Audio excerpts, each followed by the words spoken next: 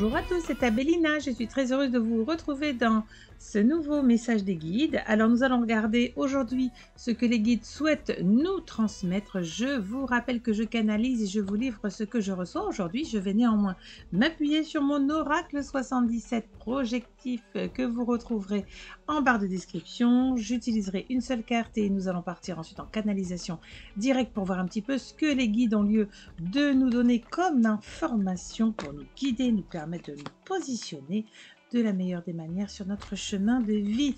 Alors pas de bisounours, on va direct à l'essentiel. Je ne sais pas du tout combien de cartes on va nous donner, combien de groupes pour que vous puissiez choisir. Allez, donc là 1, 2,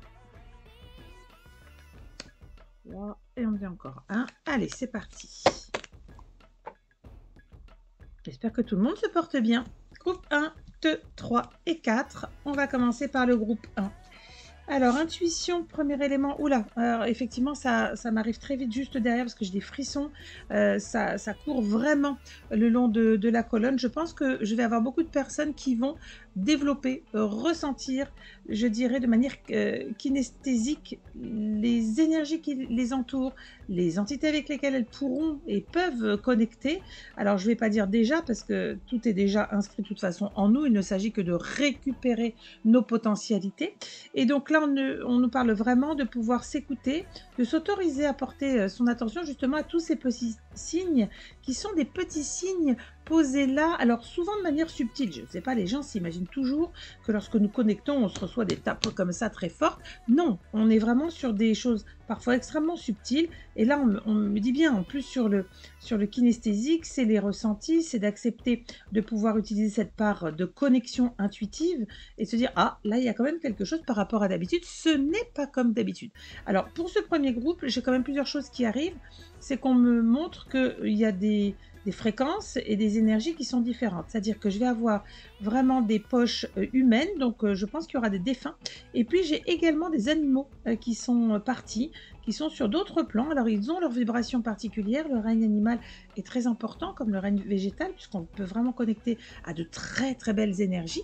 Et là, c'est comme si on vous disait, n'ayez pas peur si jamais vous avez de nouveau une connexion, une vision, même une pensée par rapport à un animal défunt que vous avez eu, peu importe votre âge, hein, que vous ayez été enfant ou même à votre vie d'adulte, parce que je pense que pour certaines personnes, la connexion animale serait la première connexion la plus, entre guillemets, facile ou acceptable au niveau du mental. Donc c'est vraiment ce qui est montré dans ce que je reçois, et je vois beaucoup de douceur. Ce ne sont pas des premières connexions parfois invasives, intrusives, voire même agressives. J'ai beaucoup de personnes qui se réveillent et qui me disent en cours de route, oh là là, c'est super dur, c'est pas si simple. Moi, je m'attendais à quelque chose d'un petit peu plus, dire gracieux, on va dire gracieux puisque c'est ce qui m'est venu. Oui, c'est pas toujours facile, c'est pas toujours évident.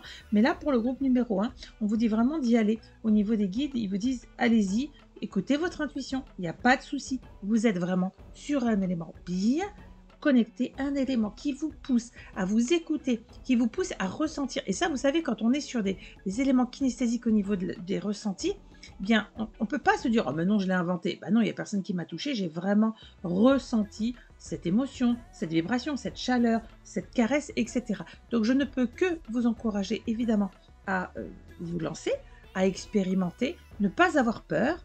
Et sachez toujours que de toute façon, si vous vous écoutez, quand ça pue, vous coupez direct, vous demandez à vous nettoyer. Évidemment, on ne fait pas ce type de connexion quand elles sont conscientes et organisées, quand on est plutôt mal au niveau des énergies.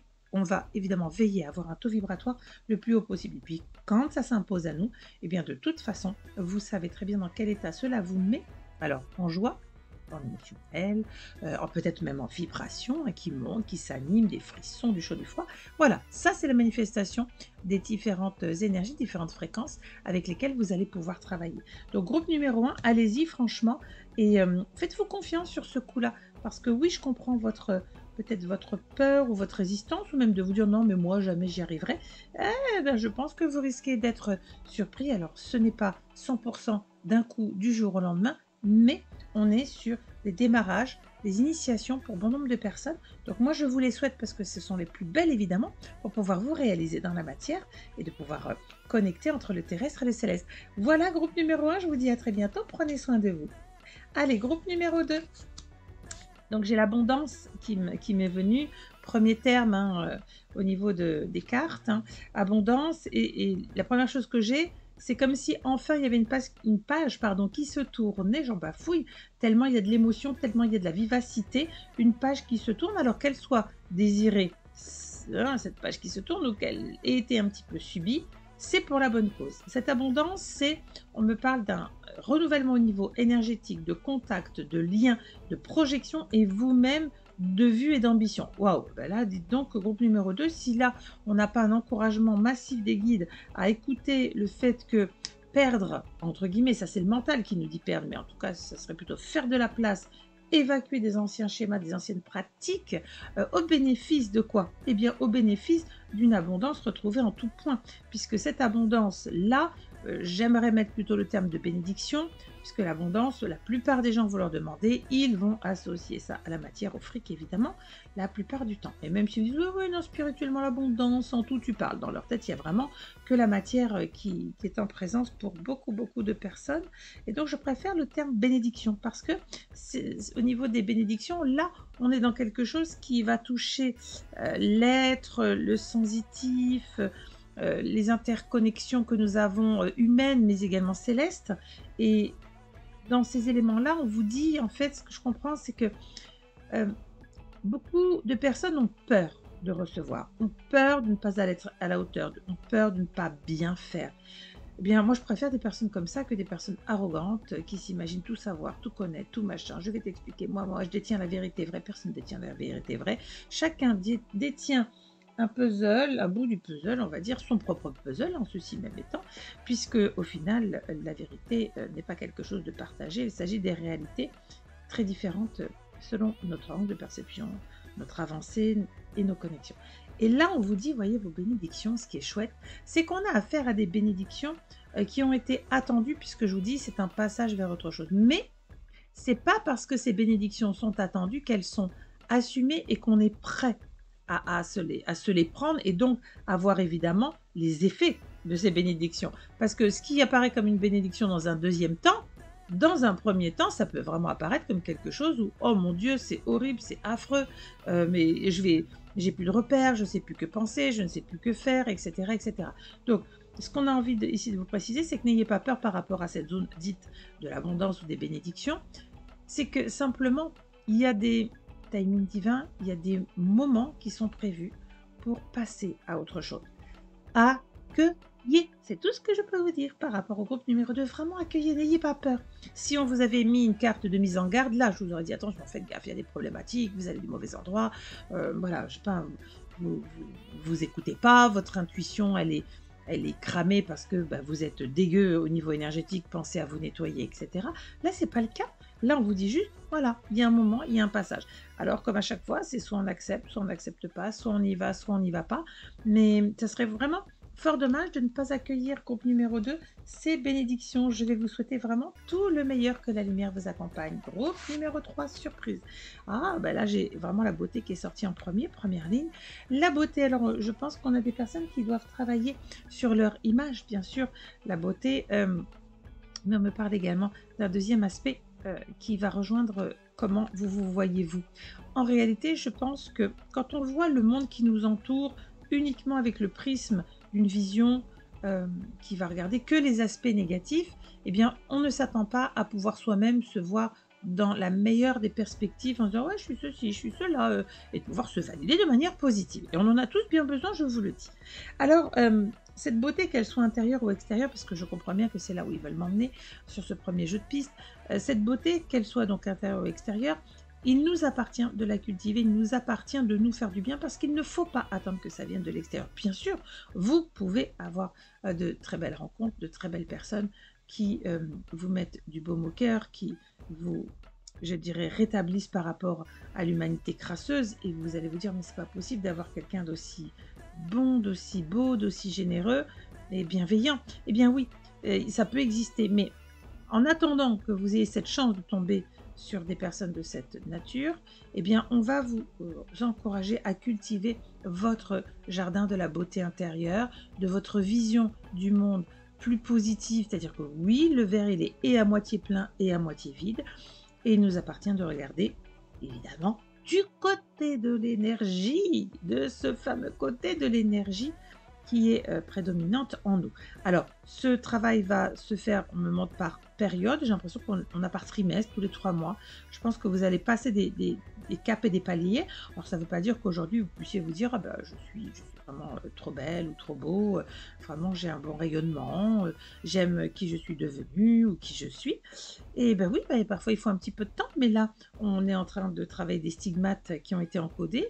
Et puis ces stigmates, vous l'avez compris, vont avoir une portée également, pas que sur la vision interne, mais sur la vision externe du monde qui entoure.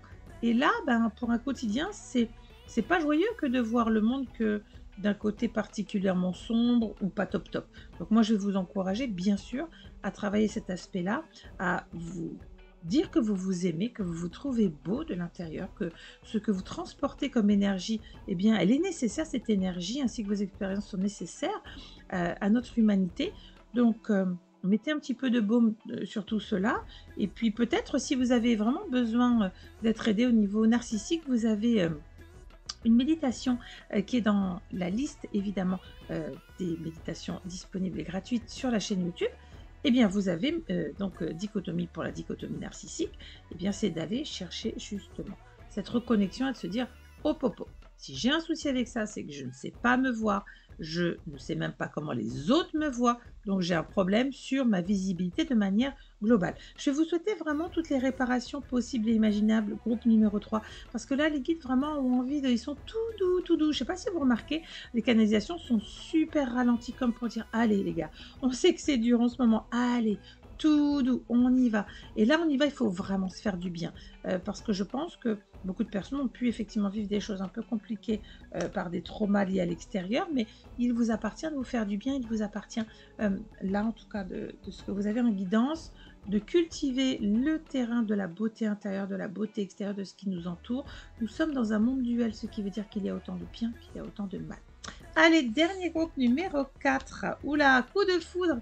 Eh bien, écoutez, waouh, coup de foudre. J'ai beaucoup de choses qui arrivent. Oh là, j'ai des émotions qui me prennent au niveau de la gorge. Je pense qu'il y a des personnes qui vont avoir le chakra gorge vraiment extrêmement bloqué. Bon, ça redescend jusqu'au chakra cœur et au thymus. Donc, on risque d'avoir des personnes qui vont se sentir, mais je ne sais pas comment le dire, je ne sais pas comment l'appréhender, je ne sais même pas comment le comprendre moi-même. Bon, alors attendez, ça part dans tous les sens. Je vais juste demander qu'on puisse me regrouper les éléments que j'ai là, parce que du coup, ça puisse quand même vous aider. Ok. Ce qu'on me montre bien, c'est que pour beaucoup de personnes, là au niveau de ce coup de foudre, hein, alors que ce soit pour une personne, en général on va parler quand même 90% des cas pour une personne, mais ça peut être également pour un lieu, pour un travail, un vrai coup de foudre pour une discipline, etc.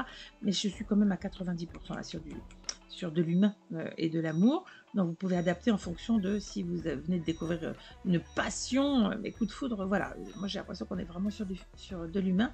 Eh bien, là on vous dit, vous n'étiez pas prêt, comme souvent c'est le cas, hein. Qui est prêt à un coup de foudre quand ça rentre dans votre vie? Personne. Voilà, personne. Donc ce coup de foudre-là, c'est quelque chose qui déstabilise. C'est un tsunami émotionnel. Je ne vais pas dire que c'est dévastateur, mais là, dans ce que je suis, au niveau des ressentis, ça me prend. Il y a comme un sentiment de terreur et de bonheur. Il y a comme un sentiment de... en même temps, c'est rigolo, de sidération. Non, c'est pas possible. Genre, non, c'est pas possible. Non, mais j'ai attendu ça. Non, mais là, je suis vraiment dans ça. Je le vois bien, je le sens bien, je perds pied. Et j'ai plus de repères. Ce coup de foudre-là, alors, on vous dit de vous écouter. Et... alors, c'est bizarre ce que je vais vous dire, mais il faut que je vous le dise. Donc, il faut vous écouter et puis, vous allez devoir travailler un truc qui est spécial, qui est, d'un côté, je vais gérer mes émotions parce que les émotions sont volatiles. On le sait. Les sentiments se créent au fil du temps, puisque là, vous l'avez compris, nous sommes dans une zone de cœur et d'amour. Donc, les émotions, c'est chouette. mais on vous dit, il faut aussi que vous puissiez, et apparemment cette personne-là en face de vous, elle est justement là pour vous faire travailler au-delà des émotions, vous faire travailler l'intuition. Alors, ça ne veut pas dire que c'est mauvais. Hop, hop, hop, on se calme, c'est pas ça le truc. Ça veut simplement dire que cette expérience-là, elle est ouais, fracassante, elle arrive comme ça, elle vous retourne un peu et elle vous pousse en réalité à devoir gérer. Alors, si c'est vous qui avez eu le coup de foudre et qui les partagez, mon Dieu, c'est tout ce que je vous souhaite parce que c'est quand même la plus belle des choses qui puissent vous arriver. Eh bien, là, c'est de vivre et de traiter l'information à votre niveau. Je pense que la plupart des personnes, ça va être ça comme ça. Pour d'autres personnes, c'est la personne en face de vous. C'est un très petit nombre. Là, on me dit, oui, même pas à 5%. Très, très petit nombre de personnes qui vont avoir quelqu'un qui va se manifester sur un coup de foudre et de votre côté, en fait, vous allez devoir gérer le pardon, qu'est-ce que c'est? Quoi? C'est jamais bien facile parce que quand on ne veut pas faire souffrir les gens, on se dit je vais réagir d'une manière la plus correcte et avec pondération parce que je ne voudrais pas que cette personne voilà, vive quelque chose de traumatique, sachant que je ne voudrais pas qu'on me fasse la même chose. Et puis j'ai si vous voulez, deux personnes qui se rendent bien compte qu'il y a un truc qui se passe, que ça dépasse absolument, je pense, même les expériences passées, comme si on, oui, comme si on me faisait ressentir qu'en fait là, il y avait quand même beaucoup de personnes qui ne savaient pas par quel bout comprendre la situation. Est-ce que c'est vraiment un coup de foudre ou il se passe un truc? Est-ce que y a quelque chose qui me lie à cette personne sur un autre endroit ou est-ce que c'est vraiment, je me sens complètement prise comme une escalope et floum, c'est parti mon kiki. Je pense que là, on a des personnes qui vont vivre vraiment des très, très, très, très jolies choses. Alors moi, c'est la seule chose que je puisse vous souhaiter, évidemment, individuellement et collectivement, mais vous n'écoutez pas tous ce numéro 4, bien c'est que effectivement l'amour frappe à votre porte, que l'amour se manifeste dans cette dimension qui vous transcende et que vous puissiez l'accueillir et comprendre de quoi il s'agit. À mon avis, c'est quelque chose que vous n'avez jamais vu passer. C'est quelque chose de... Ouais, parce que là, j'ai même plus les mots, toutes les émotions qu'on me balance là en même temps. On va s'arrêter sur ça. On va s'arrêter sur j'ai pas les mots en fait.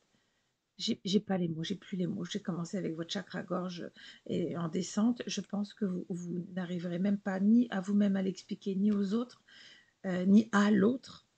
Bon, ouais, il y a du boulot là, dites donc, groupe numéro 4. Mais qu'est-ce que c'est beau! C'est tout ce que je peux vous souhaiter, beaucoup, beaucoup, beaucoup d'amour et que vous puissiez bien gérer cette entrée dans votre vie au niveau du cœur, que la lumière vous accompagne. Merci à tous pour votre écoute. Je vous retrouve prochainement pour de nouvelles vidéos. Que la lumière vous accompagne. À très bientôt. Bye bye!